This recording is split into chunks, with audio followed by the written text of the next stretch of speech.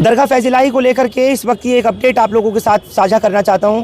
Delhi high court ने MCD को और मैनेजमेंट कमेटी मस्जिद दरगाह फैज़िलाही को एक मरतबा कल फिर से सुनने के लिए तारीख दी है, यानी कल फिर से सुनवाई होगी। कड़कड़ाती इस ठंड में पूरी गुजरी हुई रात मस्जिद दरगाह फैज़िलाही के लिए, यहाँ के आवाम के लिए बहुत सख्त गुजरी है। जैसे जैसे लोगों को ये मालूम हुआ और सोशल मीडिया पर खबरें आने लगीं, वीडियोस वायरल होने लगीं, ऑडियो मैसेज वायरल होने लगे, मस्जिद दरगाह फैज़िलाही की बाउंड्री के बाहर जो गाड़ियां खड़ी होती हैं उन सबको हटा लिया गया है। तो लोगों को सबसे पहला शक इसी बात पर हुआ कि किसी तरह से कहीं ऐसा ना हो कि सूरज निकलने से पहले दूसरे मकामात पर जिस तरह से देखते आ रहे हैं कि यहाँ पर बुलडोज़र पहुँच जाए और किसी तरीके की कोई डेमोलिशन या इन्हदामी कार्रवाई कर दी जाए।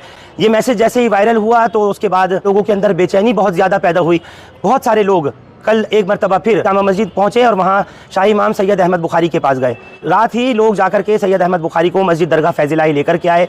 उन्होंने यहाँ आकर के मुआयना किया, यहाँ के लोगों से, मुंतज़िमा कमेटी से, यहाँ के उलेमा और इमाम हज़रात वगैरह से सबसे मुलाकात की और तकरीबन 1-1.5 घंटे तक सैयद अहमद बुखारी दरगाह मस्जिद फैज़िलाही रहे। फिर सैयद अहमद बुखारी यहाँ से चले गए। फिर रात इलाके के नौजवानों ने कड़कड़ाती इस ठंड में दरगाह फैज़िलाही के इस आंगन में पूरी रात गुजारा है। जैसे जैसे रात ढल रही थी और सुबह की तरफ वक्त बढ़ रहा था, लोगों की बेचैनी और ज़्यादा बढ़ रही थी कि कहीं ऐसा ना हो कि सूरज निकलने से पहले यहाँ कुछ डेमोलिशन की कार्रवाई कर दी जाए। बहरहाल सुबह हुई और उसके बाद फिर तस्वीर क्लियर होती चली गई कि कोई डेमोलिशन की कार्रवाई या किसी तरीके की कोई इन्हदामी प्रोसेस यहाँ पर नहीं होगा। उसी तरफ आज जैसे ही दिल्ली हाई कोर्ट खुला छुट्टियों के बाद में, तो मुंतज़िमा कमेटी सुबह से वहीं गई हुई है। दिल्ली हाई कोर्ट ने एमसीडी को और मैनेजमेंट कमेटी मस्जिद दरगाह फैज़िलाही को एक मरतबा कल फिर से सुनने के लिए तारीख दी है, यानी कल फिर से सुनवाई होगी। इस वक्त जबकि 2 बजे लोगों को सैयद अहमद बुखारी का इंतजार था, उनकी दिल्ली के लेफ्टिनेंट गवर्नर वीके सक्सेना और दिल्ली पुलिस कमिश्नर सतीश गोलचा और सीनियर अफसरान के साथ में एक मीटिंग पिछले तकरीबन पौने 1 घंटे से लगातार चल रही है।